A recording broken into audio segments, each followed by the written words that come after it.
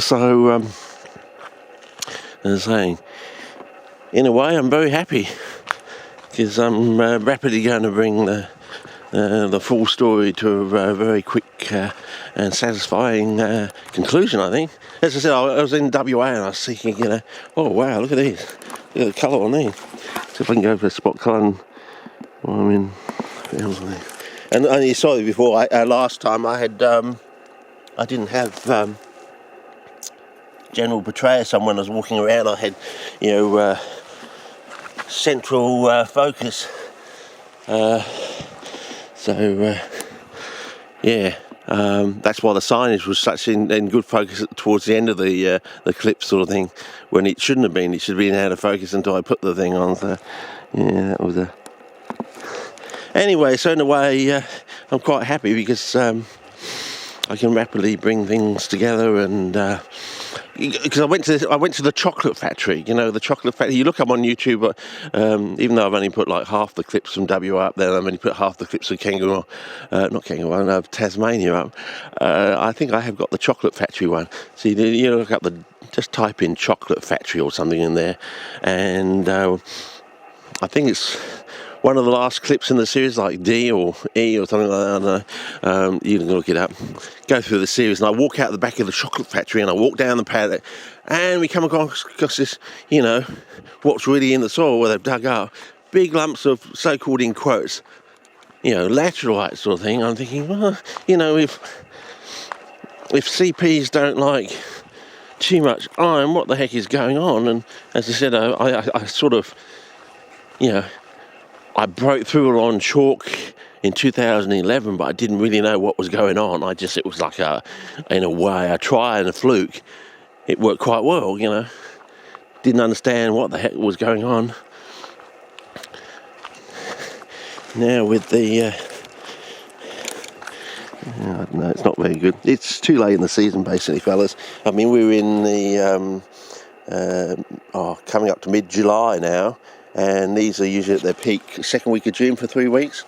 So from the 14th of June for 3 weeks. So 14th to the 21st to 28th to around about just before the 7th, about the 5th of July sort of thing. And we're past the 5th of July. So they're past their prime sort of thing. But and they're not even, they're just little tiddly-pot ones here. As I said, as I've shown with JPEGs, with watches and things like that, they can grow up to hand size after a good bushfire, because what's going on with the bushfire. But I think I now can actually wrap it all nice and neatly up, because I said this osmolarity thing was quite an eye-opener. As I said, I went out to the back of this chocolate factory and massive piles of this thing. I'm thinking, well, and then of course I was down at the Coal Mine Beach area, and you saw this lovely, dark, in quotes, what they call the rich soil. In these old papers they were talking about the rich soil. I'm thinking, what? You're talking rich soil? You're talking about nutrient-poor plants? What do you mean?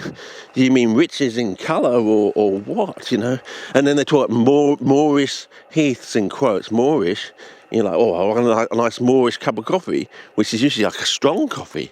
And I'm thinking, what do they mean? But now, I think I might actually have an osmolarity sort of explanation of all these, because you do know that some, in geology they actually do tell people to lick the rocks. Maybe this will be the. Lick the rocks rather than lick the rock, as in Blackpool Rock or something like that. So, by how your tongue feels or how it tastes, you can tell what type of rock you're dealing with, or you can sort out between two or more types of what you think it might be, and you say, oh, it's definitely not that, or it's definitely this, or it could be this. You can narrow something down by just sticking your tongue on it, but I wouldn't want to do that with a piece of serpent, considering the,